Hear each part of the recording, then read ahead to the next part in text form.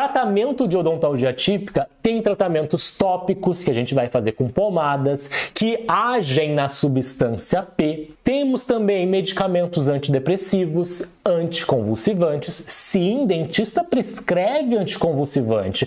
Dentista prescreve ansiolítico, mas é qualquer dentista? Não. É dentista que tem aperfeiçoamento nessa área. Meu nome é André, sou dentista, professor e pesquisador de bruxismo aqui na Université de Paris e neste canal eu ensino dentistas a terem segurança no diagnóstico e no tratamento do bruxismo, da DTM e das neuropatias. Então corre aqui e clica no botão de seguir, porque toda semana temos aula nova.